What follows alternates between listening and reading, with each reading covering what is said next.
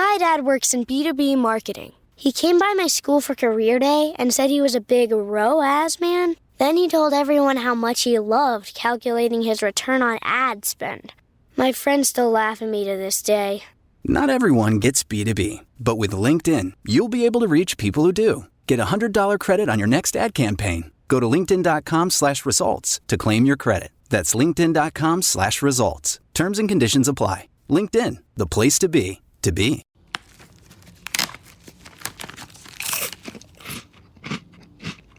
Uh-oh, the last cookie. You can get a new box of cookies in as fast as an hour with Walmart Express Delivery. Are you my guilty self-conscience? No, I'm the voice offering you promo code EXPRESS for free delivery on your first order. Hey, who ate my cookies? You mean, these cookies? Order now. Welcome to your Walmart. Promotion valid for first express delivery order. $50 minimum subject to availability. Restrictions apply. Wonder-working power in the precious... Incredible as they seem, are not the results of mass hysteria.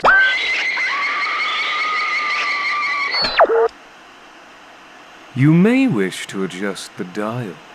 You are currently tuned into the wrong station.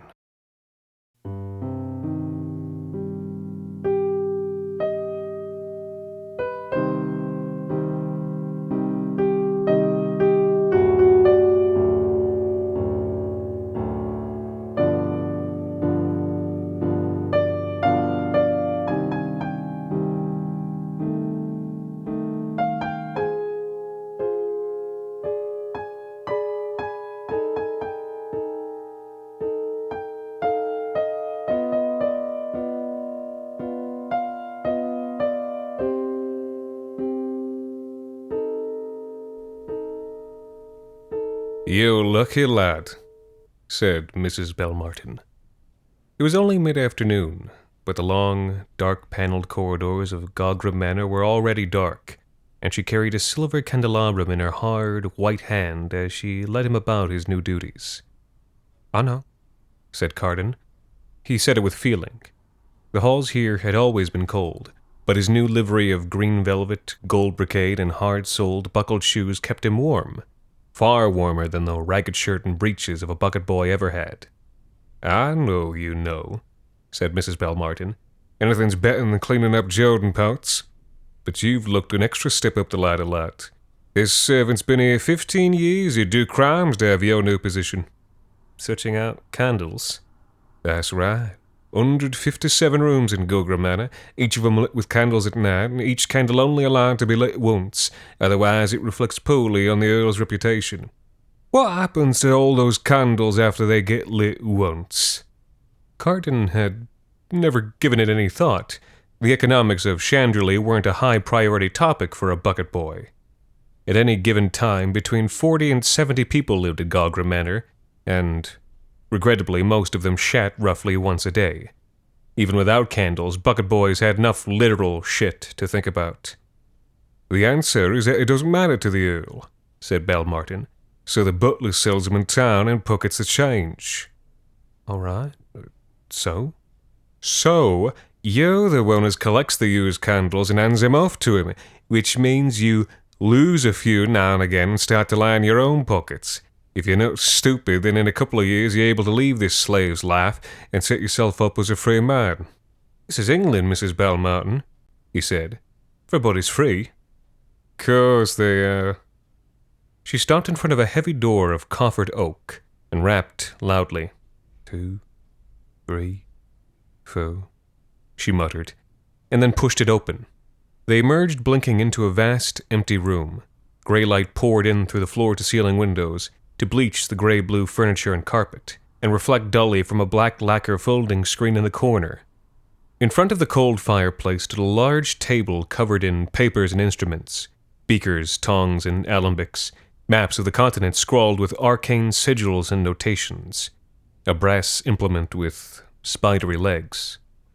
"See what I just did there?" said Belmartin. "Always knock, and for the love of God, wait a few moments after you do." "Why? Because it's none of your business what the upstairs folk get up to behind shut doors, and servants who make it their business have been known to get made somebody else's business, if you ken what I'm saying. She drew one of those hard, white fingers across her hard, white throat. I'm saying knock and wait. Always knock and wait. She gestured around the room. I know for a fact that the philosophical doctor is not currently in residence. He left for London 2 days ago to attend the funeral of his daughter, which is today. But I still knocked and waited, because I knew that somebody else might know the same thing, and chose today to dig through the philosophical doctor's effects. As she spoke, he made his way around the room, prying loose used candles from their sockets and replacing them with fresh candles from the velvet bag slung around his shoulder. Why would they do that? I don't know, and I don't care.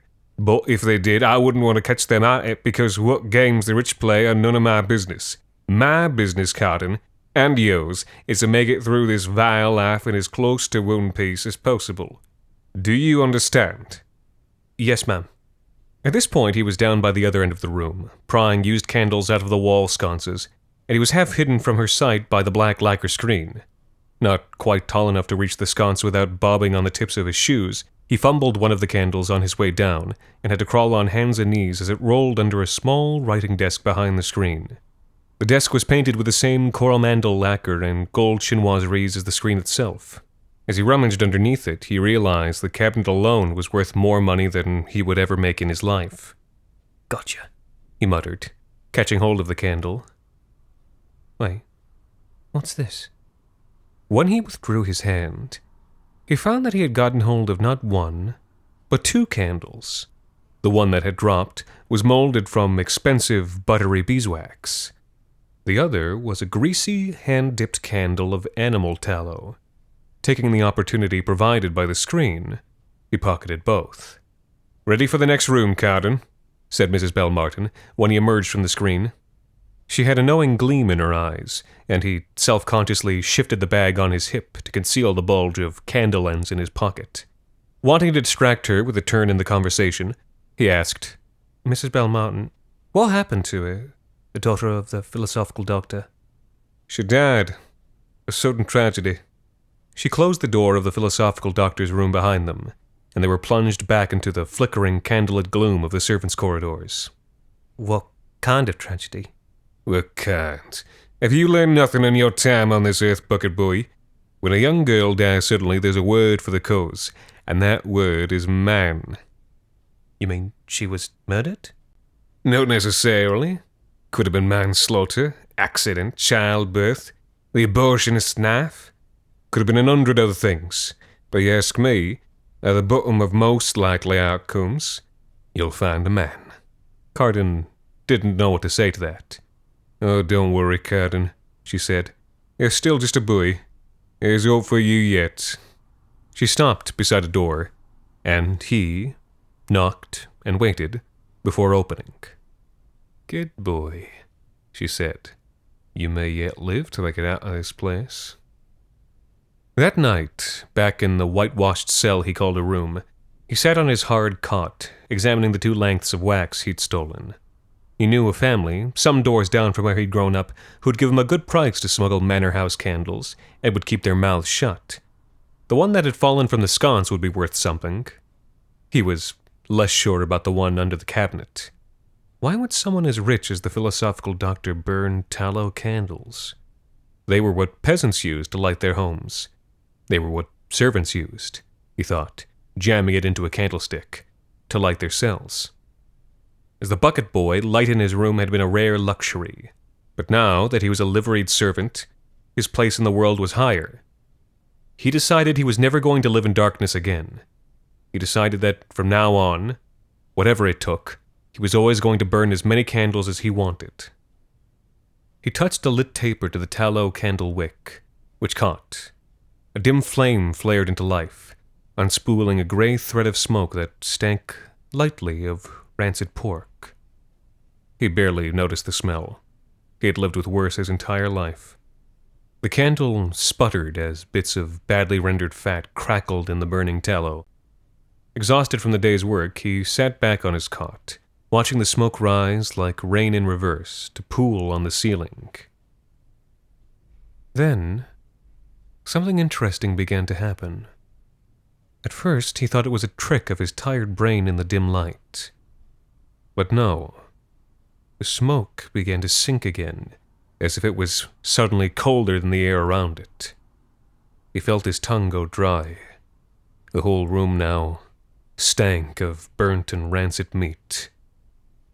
As it fell, the smoke spit and curled around an empty space in the air. Carden caught his breath and scrambled back against the cold, whitewashed brick. An empty space the shape of a crouching figure in the middle of the air. It was a human silhouette. As he looked on in horror, the smoke began to roll down the front of that empty space, like a gray silk curtain blown back against the features of a person standing behind it.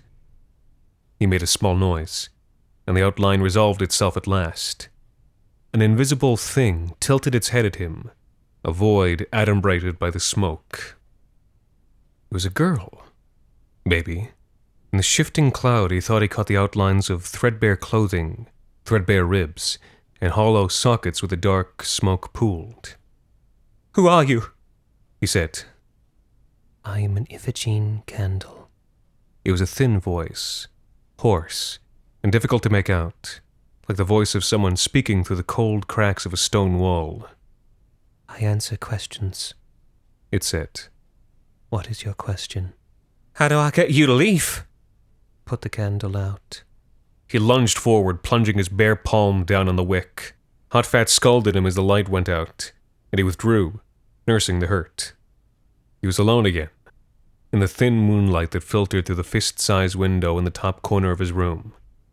He passed his hand through the air above the extinguished tallow, and felt nothing. To be safe, he locked the candle in his strongbox. He sat in darkness for a while, trying to decide what he made of what had just happened. He arrived at no conclusions. Though he wasn't much for prayers, he prayed that night. The next morning, he saw the new bucket boy going about his rounds, and intentionally refused him eye contact. He changed candles, set and cleared silverware, fetched and closeted coats for the guests. It was strange to handle rich men's coats. To Carden's eyes, his new clothes were finer than those belonging to the upstairs people, who dressed black, white, and brown, not bright green velvet or gold thread brocade. But his brightness, he realized, did not reflect on his status, but on the Earl's. It was like the golden bridle on a rich man's horse. For so long he had hungered to wear a uniform like this. Now, understanding what it represented, he hungered for a time when he wouldn't have to wear this costume. Which meant one thing. He needed money. That night, he paced in the darkness for a long time before his mind made itself up. As the moon began to set somewhere beyond his narrow window, he lit the candle again. Again, the crackle, hiss, the stream of smoke, the smell of rancid, carbonizing pork. And again, there above the candle's dim light, hunched the dim, smoky outline of a crouching girl with hollow eyes. His voice quavered as he spoke. "You're an Imogen candle," he said. "Iphigene. And you have to answer my questions truthfully." "Yes." "And you know everything?" "Many things." He took a moment to think. He'd been raised on stories about ghosts and spirits and tricksy fae, and his instinct had been to distrust the candle. But something about the flat lack of affect in its voice made him think it didn't lie. It was like speaking to a brass clock. "Will a philosophical doctor come looking for you?" "Yes." "How do I hide you?" "Performing the ritual of St. Ludigar on my candle will blind others to its presence." "How do I do that?" She told him, and he extinguished her. The next day he acquired the ingredients: a gimlet from the woodshop, the eye of a fish from the kitchens, and several of his own tears. These were the hardest for him to acquire. He muddled the tears and the fish eye together over flame, while muttering certain words. Then, after stirring the mixture 6 times counterclockwise with the gimlet, he carved a particular rune into the candle, which he lit. "Did the ritual work?" Yes, said the girl. So the candle can only be seen by me? Yes. He paced the narrow width of his room, trying to think what to ask the Iphigene candle. Her hollow eyes followed him back and forth. When the candle burns down, you're gone forever? Yes. Shit. He tried to think quickly. Where does the butler hide the money he makes from his side rackets? He has a strong box in his room, but he lives in fear of burglars, and so he has buried a trove of guineas underneath the third oak tree from the left, in the northeast of the English garden. Good. Good. Thank you, he said. He suddenly looked up, eyes meeting the patch of smoky darkness where her eyes should have been. Until then, he had always looked away, not wanting to see.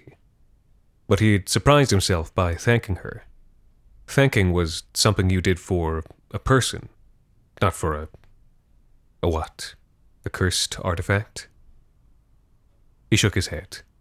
He was burning down the candle, wasting his most precious resource. He leaned forward, and she watched, impassive, emotionless, as he blew her out. This episode is brought to you by Hyundai. Think you know what an electric vehicle should be? Think again. From the charge time and range in the Ioniq 5 and 6 to the 601 horsepower Ioniq 5N, Hyundai is redefining what EVs should be. Learn more about Hyundai EVs at HyundaiUSA.com. EPA estimated 303-mile driving range for 2024 Ioniq 5 SE SEL limited rear-wheel drive and 361-mile driving range for 2024 Ioniq 6 SE long-range rear-wheel drive with fully charged battery. Actual range may vary. Today at T-Mobile, I'm joined by a special co-anchor. What up, everybody? It's your boy, Big Snoop Deal Double G. Snoop, where can people go to find great deals? Head to T-Mobile.com and get 4 iPhone 16s with Apple Intelligence on us, plus 4 lines for $25. That's quite a deal, Snoop. And when you switch to T-Mobile, you can save versus the other big guys' comparable plans plus streaming. Respect. We up out of here. See how you can save on wireless and streaming versus the other big guys at T-Mobile.com/switch. Apple Intelligence requires iOS 18.1 or later.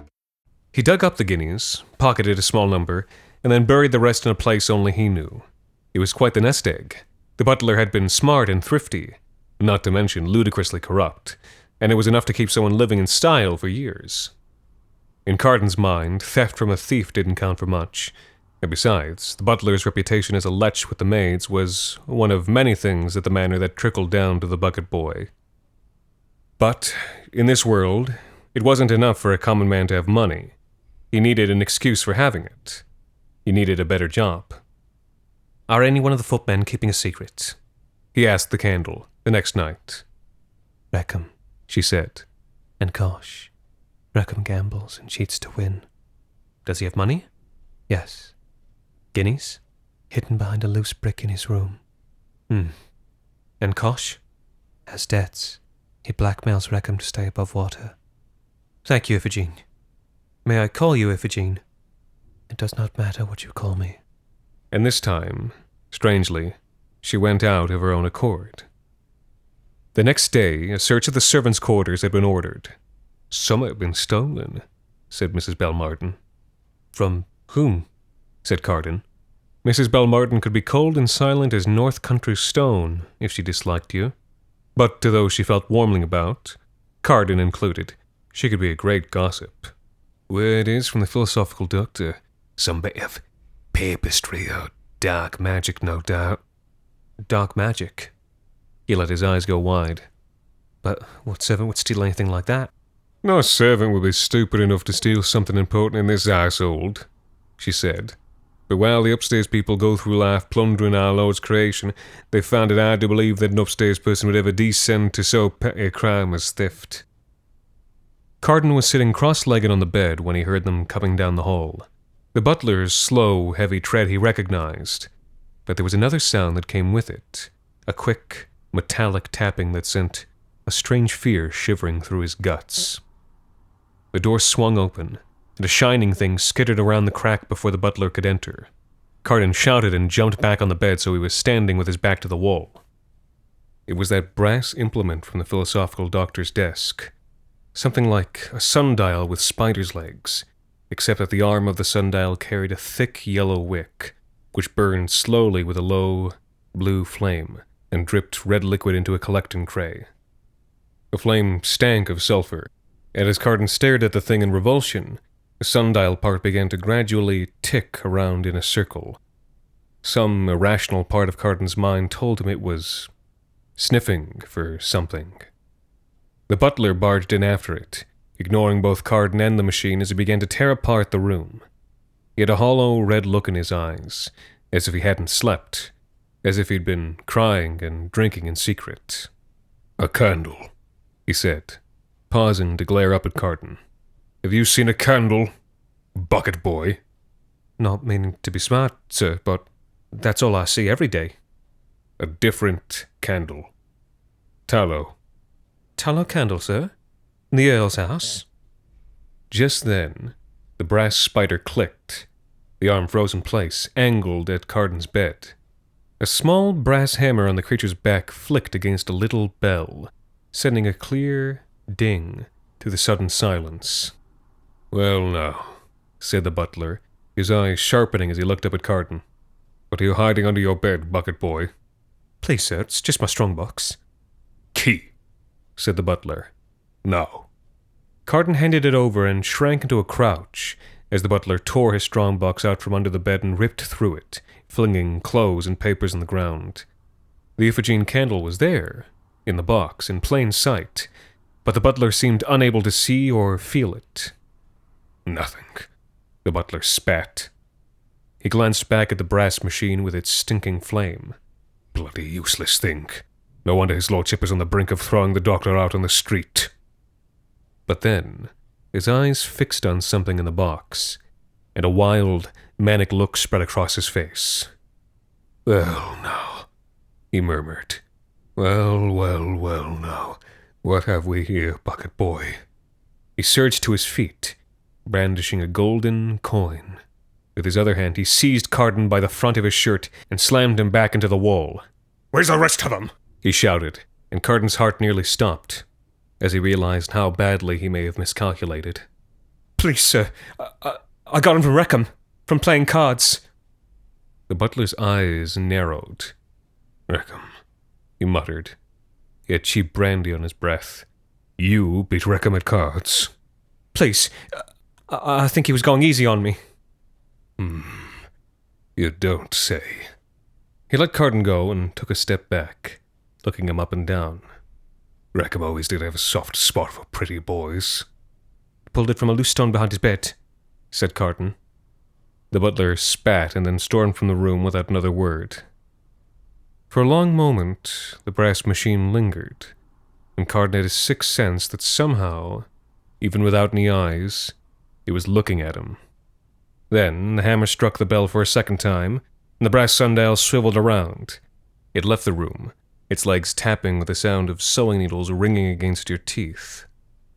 Quick as he could, Carden shut the door and lit the candle. "Where can I find Wreckham right now?"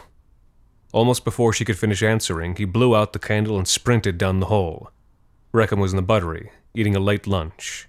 "You have to run," Carden said, falling against the table to catch his breath. Kosh told the butler where you keep your winnings hidden. He thinks you've stolen from him." Wreckham turned white. "You're a good lad, Carden," he said, and then took off at a run. When Wreckham was gone, Carden sat down and ate the rest of the man's lunch. In the weeks that followed, Carden decided to lie low. With Wreckham on the run, Kosh thrown in debtor's prison shortly thereafter, and the butler fired for his drunkenness, Carden had jumped 3 steps up the ladder in as many days. Now, as a comfortably ranking footman, he had access to the upstairs people, and the chance to impress them with his wit, his professionalism, and his well-shaped calves. An easy year or two of this, and he might get hired on as a valet or butler by some other household. A few tips and overheard secrets there, and he might leave service to set himself up in London as a man of business.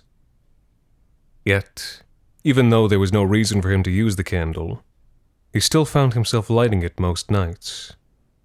"What's your name?" Carden asked it one such evening. "I don't have a name. I'm an Iphigene candle." "Were you always an Iphigene candle?" "No." It was an answer to his question. By the rules that bound her, she did not need to elaborate. But the figure in the smoke hesitated, and seemed to shake her head, as if trying to catch hold of a thought. At last, she added, "I was once a girl." He blew out the candle and she vanished, plunging him into blue darkness. He'd suspected it. Since that first night, a creeping suspicion had been growing up his spine. In truth, he had put off asking that question for a long time, because he had not wanted to hear the answer. But now it was all but confirmed. This candle that smoked and sputtered and stank of pork was an abomination. Someone had been murdered to create it. He suspected who, and he suspected by whom. He lit her again the next night. He knew this was imprudent. Each time he lit the candle for no reason, he was wasting a question he might need later. But maybe he was curious. Maybe he was lonely. Maybe there were reasons motivating him without his knowledge. "What was your name when you were a girl?" "Alana." Alana. He'd always liked the name Alana. "Your father was a philosophical doctor?" "Yes." He clenched his fist. The man's own daughter. How could anybody do such a thing? He hesitated. He wanted to ask if she was in pain, but couldn't quite bring himself to say the words. He tried a different angle. "Do you like being an Iphigene candle?" "No." Even now she spoke without affect. Nothing she said ever had any emotion. But in that same flat tone of voice, she said, "I hate it. I wish I could be free." She had been made into a thing. She wanted to be free. How could he, who had been a living toilet turned into a living doll in ludicrous clothes, fail to understand? How? He was surprised to find that he was fighting back sobs. He, who had struggled so hard to produce tears for the rite of St. Ludiger, who had climbed his way up from destitution with a smile on his face. "How?" he started again. "How can I set you free?" "I have to go into the fire that made me," she said. "Where?" She told him. Because of the rite of St. Ludigar, the candle provided light for him alone as he hurried down the servants' corridors. She floated along the plume of smoke behind him, crawling on all fours through the empty air, as if through a cramped and claustrophobic tunnel. If he glanced backward, his gorge would rise at the repulsive sight of her, gray and insubstantial, with yawning darknesses for her eyes and mouth.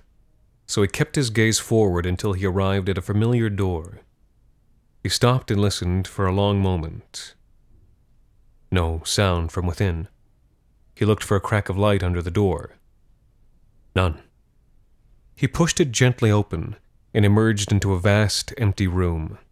Moonlight poured in through floor-to-ceiling windows to glow upon the gray-blue furniture and carpet and reflect dully from a black lacquer folding screen in the corner. In front of the cold fireplace stood a large table covered in papers and instruments, beakers, tongs, and scalpels, maps of the coast scrawled with arcane sigils and notations. And that brass implement, with its spidery legs now curled up on top of it, like a butterfly pinned to a card. Carden took little note of any of this, rushing around the table to crouch before the heath of neatly dressed stone and kindle a flame with shaky hands. And then... "Carden, is it?" A tired voice. Behind the lacquer screen, a light was uncovered, the sudden glow casting long shadows across the ceiling. Around the edge of the screen stepped a slumped figure with a lit candlestick. Carden froze. The man wore a black silk dressing gown over silk pajamas. Curiously, he also wore one leather glove on the hand that carried the light. He was rubbing his eyes with the knuckles of the opposite hand. Plainly, he had been asleep at the desk behind the screen. Carden had forgotten to knock. "The ritual of St. Ludigar, was it?" said the doctor. "I suppose it's here with you now. The candle." "What candle?" said Carden. "I've just been sent here to light the fire, sir." "If you've come here to destroy it, then you must already know what it is." "What she is." It was a foolish thing to say, but something had overridden his usual instinct for survival. "Ah, yes. said the philosophical doctor, sitting himself down in front of the hearth. He was not an old man, but he looked very tired and very grey. "Light the fire, Carden," he said. "We may as well be warm while we talk." Warily, Carden bent back to the pile of kindling. "What is there to talk about?" "Sir," he said.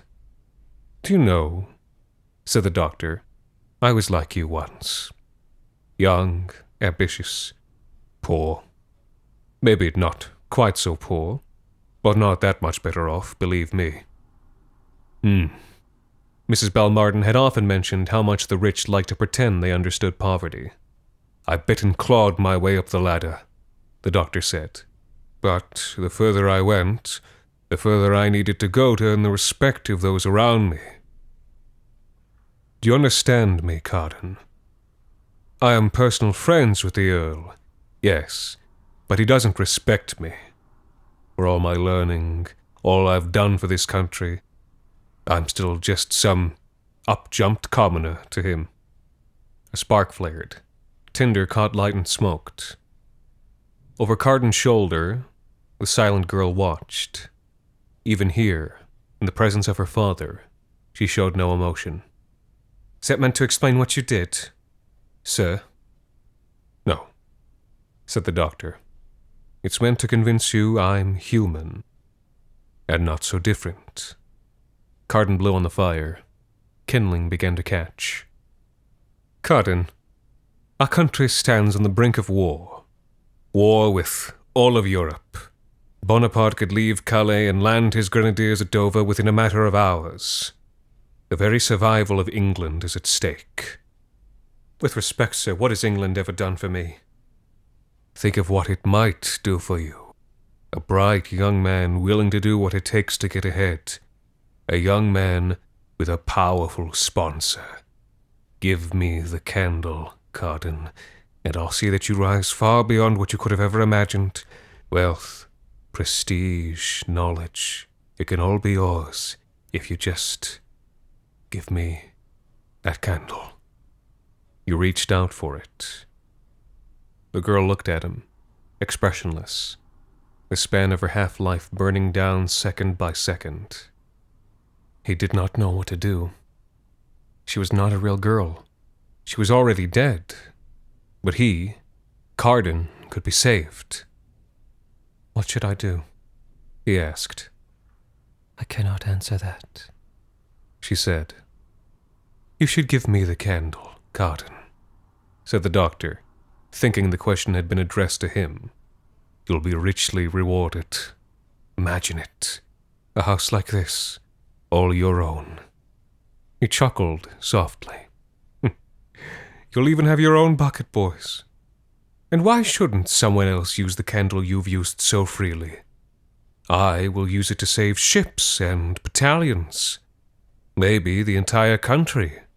Millions of lives in one little bit of wax." "Tallow," said Carden. "One little bit of tallow." The philosophical doctor flinched and fell silent. Carden glanced back up at the girl. She had not moved. "Why did you do it?" Carden asked. "To your own daughter?" "It was how the spell worked," said the doctor in a soft voice. "It was the only way for me to help my country." "Why did he do it?" said Carden, asking her this time. "It was how the spell worked," she said. "It was the only way for him to help his country and himself." "Do you forgive him?" He listened to her answer, and then stared deeply into the fire. "Well," said the doctor, in a hoarse voice, licking his lips. "What did she say?" "She forgives me. Right. Surely, a dear father, who only wanted to do what was right." "It never stops, does it?" said Carden. "Does what?" said the doctor. "No matter how high you climb, I'd just end up like you, wouldn't I?" The philosophical doctor's eyes had gone cold. Would that truly be so bad? I am rich and respected. I have improved my lot in life, purely by hard work, intelligent sacrifice, and... Without letting him finish, Carden tossed the candle into the fire. It kept its form only for a moment, before flames licked away the tallow and burned the wick to nothing. The final beads of human fat snapped and hissed in the flame, and a rush of thick smoke ran up from the hearth, so thick that for one lasting moment the girl really seemed to be there, and the hand that reached out to brush Carden's cheek seemed almost to have both matter and form. And then, like a drop of ink dispersing in water, she was gone. "Oh," said the doctor. "I didn't think you were going to do that. I really didn't think you would be so foolish." Carden stood up. "Will that be all, sir?" he said. "Yes," said the philosophical doctor. From inside his dressing gown, he produced a small flintlock and shot Carden through the heart. It seemed to take a long time for the sound of that gunshot to die away. When at last it did, the philosophical doctor sat back in his chair and stared at the body while long minutes dripped by as slow as wax. At last there came some clamor at the door, the low voices of male servants, followed by the polite, brisk knock of Mrs. Balmartin. "Everything's fine," the philosophical doctor called. "Just an accident, that's all." And, after another moment's murmuring, silence fell on the other side of the door, and he was left alone with the body. Somewhere the clock struck 3. The sound seemed to rouse him from his torpor, and he stood, stepping over the spreading pool of the boy's blood to rummage through the clutter on his desk. He came away holding some glass vials in one hand and an obsidian scalpel in the other. He sighed. He was so tired of the long, late nights. But he had deadlines to keep, and there was no sense in letting good parts go to waste.